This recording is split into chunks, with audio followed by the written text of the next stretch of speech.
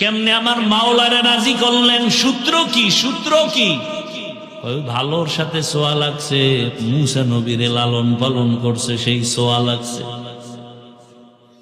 সৎসঙ্গে মুসা নবীর সাথে লাগছে তো মাওলায় দরজা খুলে দিছে। এখন আমার আসিয়ার এত দাম। নবী বলেন হাসরের মাঠে সব মানুষ উলঙ্গ দাঁড়াবে, কঠিন এক হালাত, সূর্যের গরমে মাটির জমিনটা তামা হয়ে যাবে। এত কঠিন হালাতের মধ্যে জান্নাতের 8টা দরজা খোলার পরে 4 জন নারীকে বারবার ডাকবে, তোমার কোনো হিসাব নাই, তাড়াতাড়ি জান্নাতে আসো, মেহমান খানা রেডি। সুবহানাল্লাহ। না কয়জন নারী? 4 জন নারীকে জান্নাতের 8 দরজা দিয়ে ডাকবে, আসো, কোনো হিসাব নাই, তাড়াতাড়ি আসো।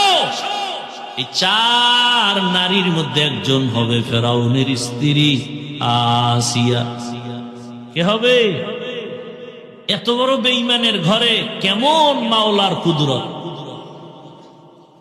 আসিয়ার জবানে আমার আল্লাহর জিকির চলে। ফেরাউন কয়, আসিয়া কার নাম কও? কয় আমার রব। মানি আমি না মিশরের রব? তুমি মিশরের রব, তোমারে যিনি বানাইছেন তিনি আমার রব। ফেরাউন কয় আগুন তো লাগছে ঘরেই, আমার খোদাগিরি যায় যায় বাপ। ফেরাউন কয় সর্বনাশ, আসিয়া কও কি? কয় এটাই সত্য। না, আমারে তুমি যদি খোদা না কও, আমার খোদাগিরির কোনো দাম নাই। একবার হলেও কও। বলে একবারও বলবো না। যে ঈমান অন্তরে নিছি, আমার মালিকের মোহাব্বত দিয়ে দিছি, তোমারে আর দিব না। বলে আস্তে করে কও। আসিয়া কয় রে ফেরাউন, মিশরের মানুষ আসতে বলে গোপনে তুমি দেখো না, আর আমি এমন রবের গোলাম যে অন্ধকারেও সব কিছু দেখি। আমার মাওলাকে ফাঁকি দেওয়ার কোনো সুযোগ নাই। শেষ পর্যন্ত ফেরাউন বাঁকা হয়ে গেল যে আসিয়ার এমনি ছেড়ে দেওয়া যাবে না। এবার আসিয়ার রাজকীয় খানা বন্ধ, থাকার বিছনা বন্ধ, কষ্ট দাও খানা বন্ধ।